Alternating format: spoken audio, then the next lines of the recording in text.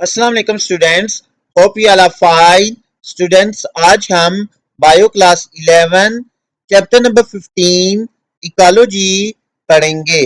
So let's start.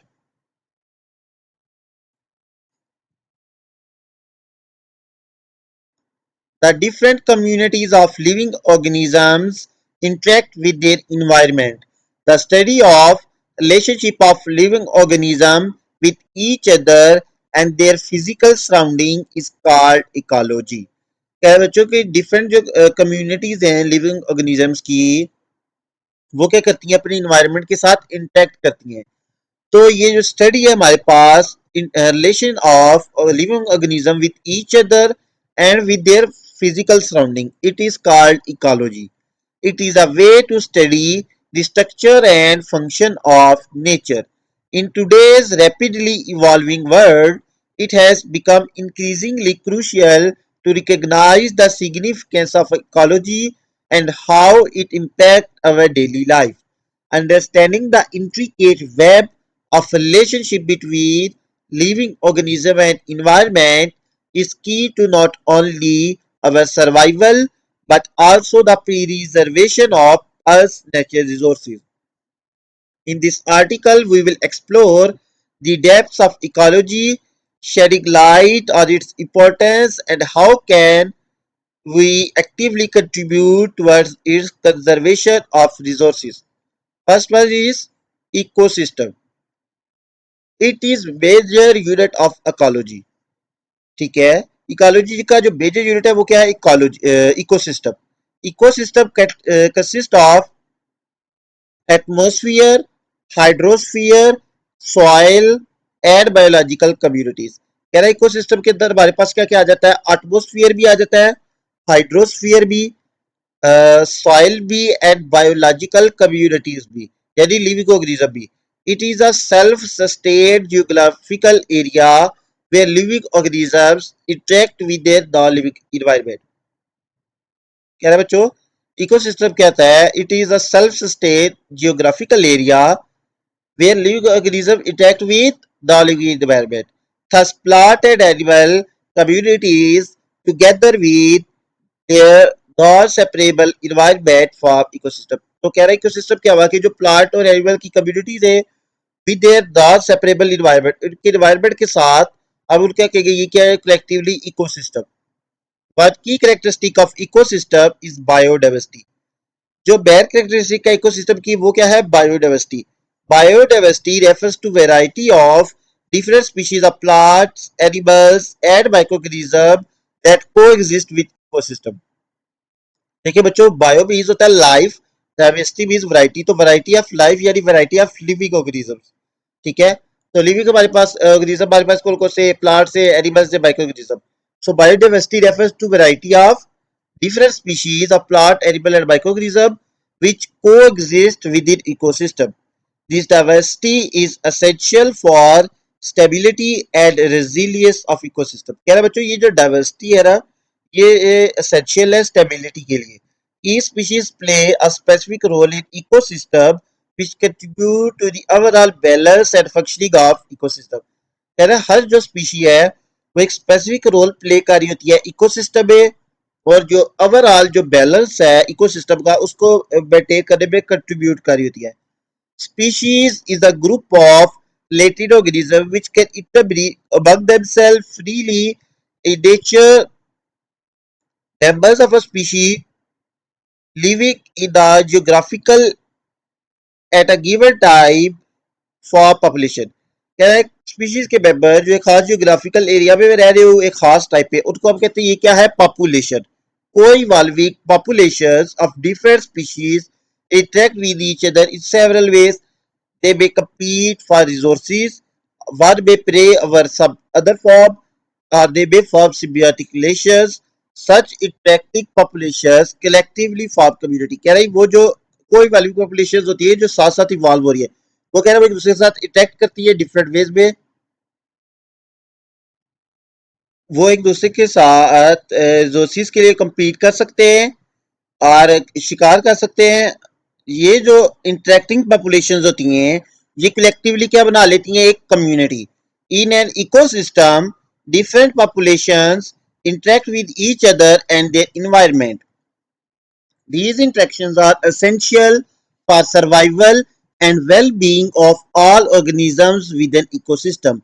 Ecosystem can vary widely in size from small pond to vast rainforest और even the entire planet कह रहा है ये जो ecosystem है ये वेरी कर सकते हैं साइज में फ्रॉम स्मॉल पॉन्ड के जो एक स्मॉल पॉन्ड है वो भी एक इकोसिस्टम है ठीक है to rain forest and even entire planet the biosphere is thin life containing blanket surrounding the earth कह रहा है बच्चों बायोस्फीयर क्या है एक थिन लाइफ कंटेनिंग ब्लैंकेट है surrounding the earth biosphere include all ecosystem on earth the presence of life on earth is possible because conditions required for life are properly fulfilled.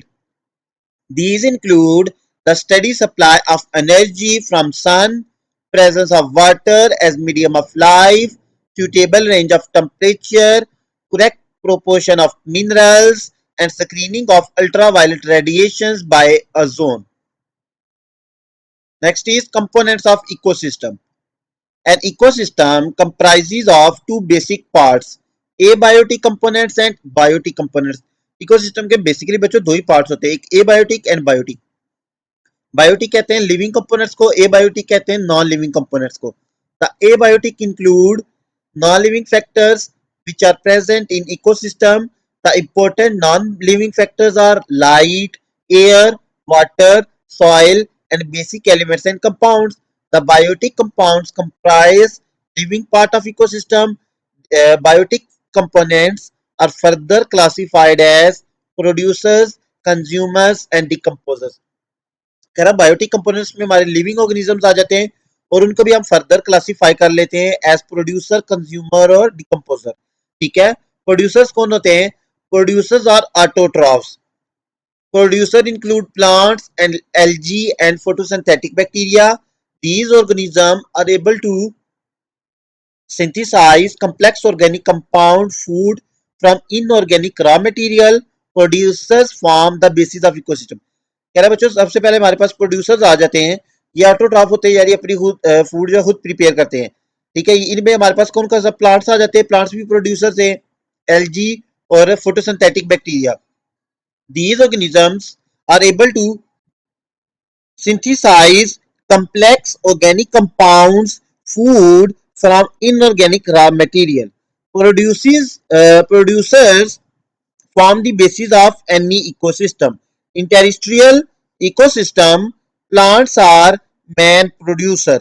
In aquatic ecosystem, the main producers are floating photosynthetic organisms, mainly algae called phytoplankton and shallow water rooted plants. Next is plants as major autotroph. Plants are major autotroph on land ecosystem. They convert light energy to chemical energy in photosynthesis process. They absorb carbon dioxide from atmosphere through stomata which is then absorbed in mesophyll cells. कह रहा है बच्चों जो plants हैं वो major autotrophs हैं land ecosystem में ये क्या करते हैं ये लाइट एनर्जी को कन्वर्ट करते हैं केमिकल एनर्जी में फोटोसिंथेसिस प्रोसेस में ये एटमॉस्फेयर से कार्बन डाइऑक्साइड लेते हैं स्टोमेटा के through which is absorbed in mesophyll cell water absorbed by roots from soil ascends up in xylem by transpiration pull कह रहा है जो रूट्स जो वाटर absorb करती हैं साइल से वो xylem के थ्रू अपवर्ड मूव करता है in mesophyll cells carbon dioxide and water are used as raw material to synthesize glucose mesophyll cells में कार्बन डाइऑक्साइड और वाटर ये एज रॉ मटेरियल यूज होते हैं ग्लूकोज बनाने के लिए this food synthesis process require energy which is provided by light कह रहा है ये जो फूड सेंसिस प्रोसेस है इसको एनर्जी चाहिए होती है जो इसको कौन प्रोवाइड करता है light chlorophyll and other photosynthetic pigment trap different wavelength of light and make it available for energy dependent phase of photosynthesis कह रहा बच्चों जो प्लांट्स के अंदर क्लोरोफिल और जो बाकी पिगमेंट्स प्रेजेंट होते हैं वो different wave length of light को क्या करते हैं ट्रैप करते हैं कैप्चर करते हैं और उसको अवेलेबल करते हैं for photosynthesis the consumers are heterotrophs. Next consumers आ जाते हैं हमारे पास, वो हेट्रोट्रॉफ्स होते हैं, वो अपनी जो फूड है खुद प्रिपेयर नहीं कर सकते। They can not synthesise their food, so depend upon producer for food. Consumer include all animals, fungi, protozoans, many bacteria. The animals are major consumer of ecosystem. They are further classified as herbivores and carnivores. जो consumers है उनको आप further classify कर सकते हैं herbivores में और carnivores में। Herbivores, for example, cattle, deer, rabbit, grasshopper feed on plants. Primary consumers, they feed directly on producers. They are also known as herbivores. Primary consumers of terrestrial ecosystem are insects, reptiles, birds, mammals. In aquatic ecosystem, crustaceans, mollusks, and herbivorous species are primary consumer. Next are secondary consumer. They feed on primary consumer as they feed on flesh of other animals. They are carnivorous in nature. Many fishes, frogs, snake, predatory bird, and mammals like lion, tiger, etc. are secondary consumers. Next are tertiary consumer. They feed on secondary consumer. Wolf, owl, hawk are example of tertiary carnivores. Next are decomposers. Dead body of living organism are source of energy for other organism. कह रहा living organisms की जो dead body होती है वो source होता है energy का दूसरे organisms के लिए. Also waste matter which pass out of living bodies is source of energy and nutrient. These materials are not wasted by ecosystem. They are utilized by decomposer. Bacteria and fungi are major decomposer of ecosystem. They secrete digestive enzyme on the dead organic matter to break it down into simple molecules. कह रहा है bacteria और fungi जो है ना ये major decomposers है, ये क्या करते हैं, ये डाइजेस्टिव एंजाइम्स रिलीज करते हैं डेड मैटर के ऊपर और उसको ब्रेक कर देते हैं सिंपल मॉलिक्यूल्स के अंदर. They absorb some material for their use and other are added to environment. तो अब जब वो सिंपल मॉलिक्यूल्स में कन्वर्ट हो जाता है डेड मटेरियल तो उसमें से कुछ मटेरियल जो इनके यूज के लिए आता है वो ऑब्जॉर्ब कर लेते हैं और जो बाकी सब्सटेंसेस है वो दोबारा एनवायरनमेंट में ऐड हो जाती है. Such released substances are available to producers again. This recycling of materials is necessary to maintain balance in ecosystem. यहाँ देखिए फिगर 15.1 में साइड पे फूड चेयर आपको नजर आ रही होगी. सबसे पहले हमारे पास प्रोड्यूसर है जिसमें ग्रास आ जाती है, वो सनलाइट से एनर्जी लेके फूड प्रिपेयर कर रहे हैं. ठीक है. देन प्राइमरी कंज्यूमर्स आ जाते हैं लाइक ग्रास ऊपर जो प्रोड्यूसर्स पे फीड करते हैं. ठीक है. देन आ जाते हैं हमारे पास सेकेंडरी कंज्यूमर जिसमें लाइक हमारे पास फ्रॉग आ जाता है जो को प्राइमरी कंज्यूमर को क्या करते हैं खाते हैं. देन हमारे पास टर्शियरी कंज्यूमर आ जाते हैं जिसमें हमारे पास स्नेक वगैरह आ जाते हैं, वो सेकेंडरी कंज्यूमर्स को खाते हैं. देन हमारे पास क्वाटरनरी या रेपस कंज्यूमर आ जाते हैं जिनमें हॉक वगैरह आ जाते हैं जो टर्शियरी कंज्यूमर्स को खाते हैं. ठीक है. देन हमारे पास डिकम्पोजर्स आ जाते हैं जिसमें हमारे पास फंजाई वगैरह आ जाते हैं. तो एक ये फूड चेयर होती है. ठीक है. Next is food chain and food web. The energy-rich organic molecules produced by autotrophic organisms are food source for heterotrophic organisms. कह रहा बच्चों जो ऑटोट्रॉफिक ऑर्गेनिजम्स है जो अपनी फूड खुद प्रिपेयर कर सकते हैं उन्होंने जो एनर्जी रिच ऑर्गेनिक मॉलिक्यूल्स बनाए होते हैं वो फूड सोर्स होते हैं डिफरेंट हेट्रोट्रॉफिक ऑर्गेनिजम्स का. ठीक है. Animals feeding on plants eaten और ईटन बाय अदर एनिमल्स. कह रहा वो एनिमल्स जो प्लांट्स पे फीड करते हैं इन टर्न उनको कोई और एनिमल खा जाता है. In this way energy and nutrient are transferred from one organism to another organism. कह रहे हैं इस तरह क्या होता है कि एनर्जी जो है न्यूट्रिएंट्स जो होते हैं वो एक ऑर्गेनिज्म से दूसरे ऑर्गेनिज्म में ट्रांसफर होते रहते हैं. जैसे प्लांट से फूड प्रिपेयर की उसको प्राइमरी कंज्यूमर ने खाया तो एनर्जी के पास चलेगी, प्राइमरी को सेकेंडरी कंज्यूमर खाया उनके पास एनर्जी चलेगी, देन टर्शियरी कंज्यूमर के पास चलेगी. ठीक है. The sequence of organism through which food and nutrient move in ecosystem is called food chain. कह रहा बच्चों ऑर्गेनिजम्स का वो सीक्वेंस जिसके थ्रू फूड या न्यूट्रिएंट्स एक इकोसिस्टम के अंदर मूव करते हैं उसका फूड चेन कहते हैं. ठीक है. In natural conditions food chains rarely equal in simplified linear arrangement. कह रहा है नेचुरली क्या होता है कि ये जो फूड चेन्स है ये बहुत कम सिंप्लीफाइड लीनियर अरेंजमेंट में होती है, ठीक है, बट आर इंटरकनेक्टिंग होती है with each other farming food web के डिफरेंट जो फूड चेन्स है वो आपस में इंटरकनेक्टिंग होती है, क्योंकि जो एक हमारे पास प्राइमरी कंज्यूमर है उसको एक से ज्यादा सेकेंडरी कंज्यूमर खा सकते हैं, ठीक है, और जब डिफरेंट फूड चेन्स आपस में जाहिर होती है तो वो एक फूड वेब बना लेती है। For example in the grassland ecosystem grass में be eaten by grasshopper and mouse, the mouse may be eaten by snake or directly by hawk. Hawk also feed on snake.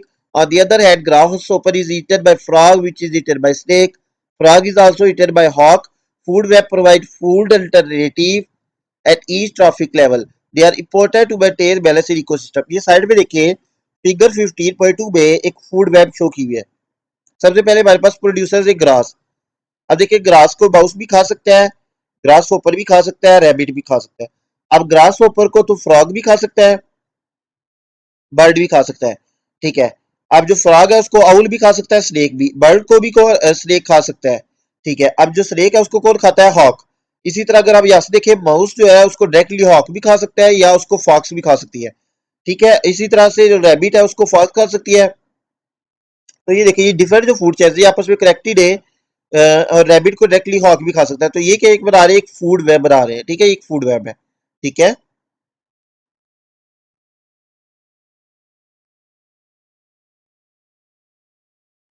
Next is trophic level. In natural community each stage of food chain is called trophic level. ये trophic level कहता है, मैं ऊपर भी बात की ना, तो कह रहा है कि एक फूड चेन का जो हर स्टेज होती है, जो हर लेवल होता है उसको हम एक ट्रॉफिक लेवल कहते हैं। Each stage of food chain is called trophic level. They refer to, ये देखिए अगर हम इसकी बात करें, ये ग्रासेस ये क्या है, एक ट्रॉफिक लेवल है, ग्रास ऊपर सेकंड ट्रॉफिक लेवल है, फ्रॉग थर्ड ट्रॉफिक लेवल है, स्नेक फोर्थ ट्रॉफिक लेवल है, हॉक फिफ्थ, इस तरह, ठीक है। तो एक हर जो स्टेज है एक फूड चेन की वो एक ट्रॉफिक लेवल है, ठीक है। They refer to hierarchical levels a food chain through which energy and nutrients flow. These levels represent a position in food chain and indicate source of energy and nutrient of organism. Producers including plants, algae and some bacteria occupy first trophic level. बच्चों जो producers है जिसमें हमारे पास plants, algae और कुछ bacteria आते हैं वो फर्स्ट ट्रॉफिक लेवल है T1, ठीक है, trophic level 1। Then primary consumers जो होते हैं वो सेकंड ट्रॉफिक लेवल बनाते हैं T2। They are herbivores which directly feed on autotroph. Third trophic level T3 belongs to secondary consumers, they are carnivores, feed on herbivorous animals. Tertiary consumers form fourth trophic level T4. These are carnivores which feed on other carnivores. There are further trophic levels in some ecosystem like quaternary consumers T5, which feed on tertiary consumers, and so on. There are fewer organisms at higher level due to decreasing energy availability. Next is primary productivity. The radiation from sun are ultimate source of energy to drive life on Earth. यानी कि जो सन से जो radiation आती है वो main source है energy का अर्थ में लाइफ को ड्राइव करने के लिए। Producers in ecosystem trap this energy to incorporate it in food molecules during photosynthesis. जो प्रोड्यूसर्स होते हैं लाइक प्लांट्स, एल्गी और कुछ बैक्टीरिया, वो क्या करते हैं, ये जो सनलाइट से एनर्जी आ रही है इसको ट्रैप कर लेते हैं और उसको इनकॉर्पोरेट कर लेते हैं food molecules which are prepared during photosynthesis. This energy flow to consumer, फिर के जब प्लांट्स को हम खाते हैं तो ये एनर्जी कंज्यूमर्स के पास चली जाती है at different levels in a non cyclic unidirectional manner. Productivity in ecosystem refers to the rate at which organic matter is created by producers through photosynthesis. कह रहा प्रोडक्टिविटी से क्या मुराद है? It is refer to the rate at which organic matter is created, वो rate जिसमें organic matter create हो रहा है, बढ़ रहा है by producers through photosynthesis. It is usually measured in terms of biomass produced per unit area over a specific period of time.